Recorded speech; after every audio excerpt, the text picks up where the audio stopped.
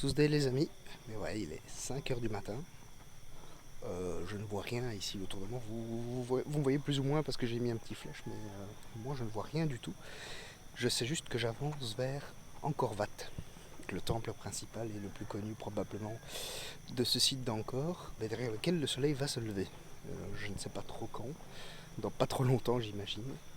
Et donc je vais essayer d'avoir une bonne place stratégique pour faire de belles photos et vidéos, mais surtout pour en profiter moi-même, parce que je pense que c'est un instant qui doit se profiter et qui doit se mériter aussi. C'est aussi pour ça que j'ai dû me lever si tôt. Donc voilà, je vais essayer de vous montrer un peu aujourd'hui, à ce lever de soleil si je peux, mais aussi ma visite des différents temples.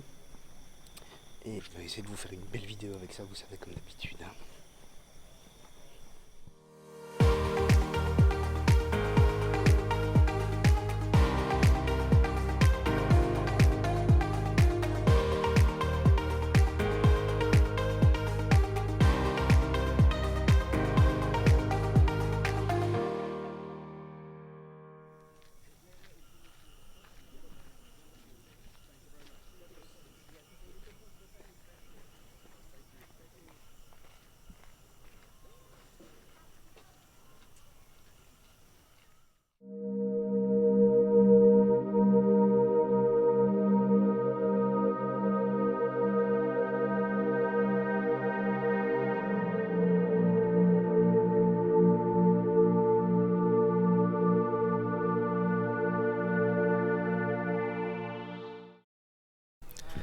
Bien, voilà donc à Angkor Wat, hein, voilà, le soleil s'est levé, vous le voyez quasiment ici dans l'axe du dôme principal. Alors pourquoi? Parce qu'on est le 25 mars 2023, et donc il y a 2 fois par an, aux équinoxes, 2 fois par an, le soleil se lève précisément dans l'axe du temple et se couche juste de l'autre côté. C'est aligné comme d'autres lieux hautement symboliques sur Terre, comme les pyramides de Gizeh par exemple, ou les temples mayas qui sont alignés avec l'axe du soleil.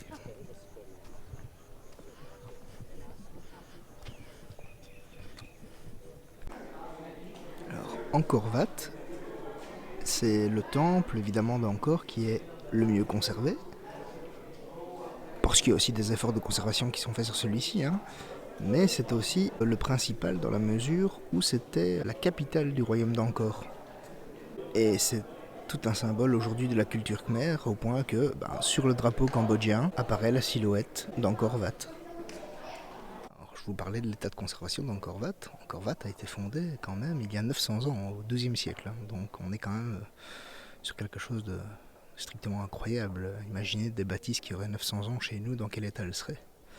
Surtout si la jungle à un moment donné les avait littéralement avalées, puisque quand on a redécouvert Angkor Wat et les temples d'Angkor, la jungle avait vraiment repris ses droits, comme on le verra d'ailleurs auprès d'autres temples.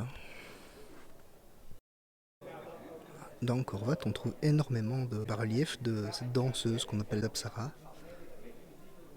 On en a encore là, c'est peut-être un peu loin pour vous, mais il y en a énormément. On y reviendra un peu plus tard. Ce que je vais vous montrer ici, enfin vous remontrer, bien c'est le dôme central d'Angkor Wat qui est là. Et ce dôme central, c'est une représentation du mont Meru.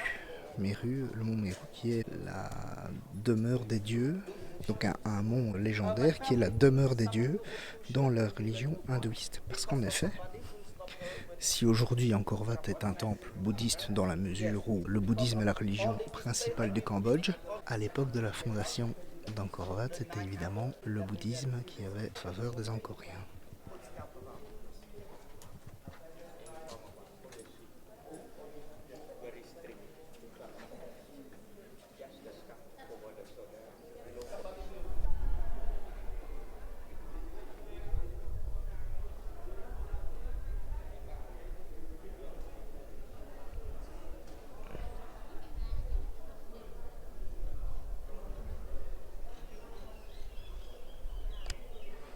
Alors cette jungle alentour, cette architecture, ces pierres, ça vous fera évidemment penser à de nombreuses œuvres et nombreuses iconographies de la culture populaire.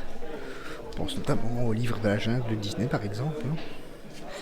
Également à un tas de films, séries, autres œuvres qui sont directement inspirées de cet endroit.